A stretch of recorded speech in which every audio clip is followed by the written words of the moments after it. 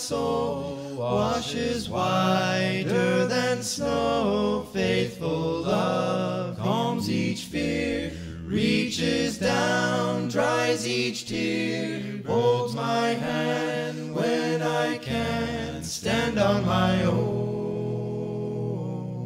Your first family, you're given as a gift from God to that family. And a gift that is given really has no choice who it's given to. Basically, you know, you don't really get to choose the first family, you know, that you're given to. Faithful love is a friend just when hope seems to end. Welcome face, sweet embrace, tender touch. Well, my brother, he had done something. I think he had knocked a ball off the Christmas tree, and my father became very enraged. That he grabbed my brother and he slammed his face against an oak pole, and he broke, I guess, considered his face at the age of, I believe he was like 7 years old. I remember just a lot of events like that. A lot of times that, you know, you didn't know if you were going to make it. You know, you didn't know if you were going to make it to the next day. Part of you didn't want to.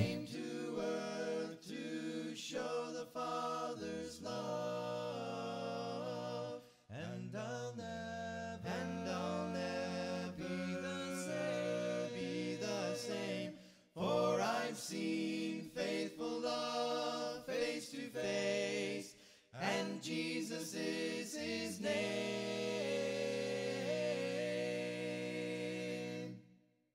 You know, if you would have took me aside, you would ask me, you know, what do you want most? What's that one thing? You know, and you would be thinking that I would be like, I want toys, man. I want a bike. You know, I want this, I want that. But I would tell you that I wanted a family. I want somebody to love me. I want somebody to care for me. Someone to hold on to me when I was scared. Someone that I knew that was there for me and didn't have any other situation or any other hidden agenda to have me there.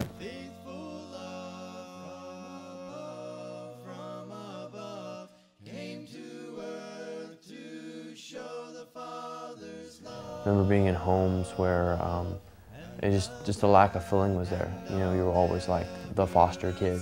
You know, you were never a part of the family. You never felt like you were a part of anything. I remember the kids would have their lunch, and then we would have our lunch. And there was about 6 or 7 of us at the time.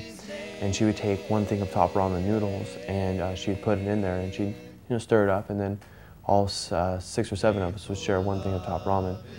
A lot of broth, very little noodle, and just like that. And they'd work us, I think, 6, 7, 9 hours a day, and we were just a labor force to them, and a lot of times we didn't get to go to school because we were doing our work. I remember one foster home, and they'd all sit at night as I did all the pots, and I cleaned for 3 to 4 hours a night after going to school. They would laugh and watch me as they would watch TV, and as I would sit there and I would just clean.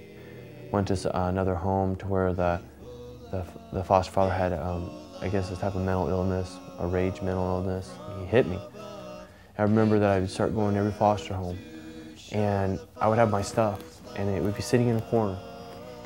And the foster mother would ask every day, "Why don't you unpack your stuff?" And every day I'd wake up thinking what excuse I was going to give her this time. But the real reason was because I knew inside that I wasn't going to be there. You know, I knew that I didn't belong the second I walked in the door.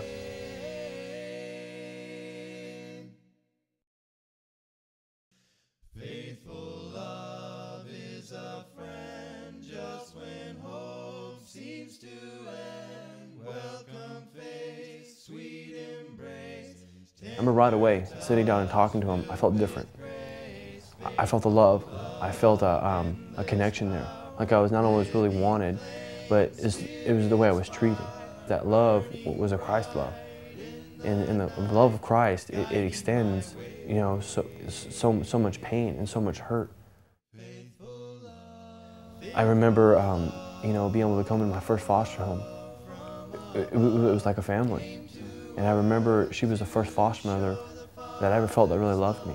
She was the first foster mother that I ever really loved. And the first foster mother that I ever called mom. She treated me like I was her son. The first time I walked through the door. It wasn't, there's a foster kid. This is my foster kid. You know, this is my son. You just can't put in words how different it was. To go from never feeling wanted, to go from waking up at night and the only thing you can think about is, I want a home, I want a family, give me something. And then you get it. And it's like, you know, it's so hard to believe. And Agape Villages did that to me.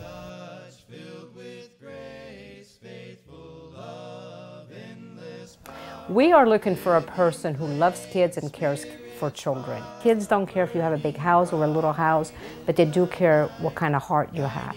All these kids want is a home. It's not about the size of the house. It's not about, you know, what car you drive, what your income is. It's about how you treat that child. We are looking for people who have a rich heart, people who really want to serve children.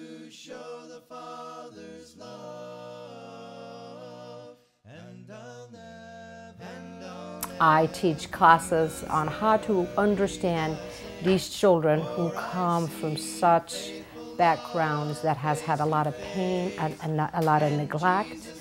And in the classes, you will learn how you can be a better foster parent. Our focus is we really want to make sure that the foster parent is getting the service that they need, and also this child is comfortable in the home. This is the difference I will tell you about Agape. We get so much support. I got someone checking my house. They're coming to see the kids. That's what makes sure everything stays nice and level in your home. That's the most important thing that I saw with Agape. This is what I really like. When I talk to other people with different places in the county, they don't do that. You know? And that's what one thing is, you guys check on everything, make sure, if I can't take the kids to the doctor, I've got someone right there to help me. A lot of the ones don't do that.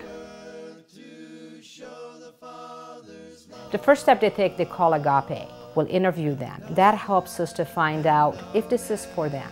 It also helps them, because sometimes people say, you know, I want to be a foster parent, and then they find out all that is involved, and they cannot do it. And we can help them decide.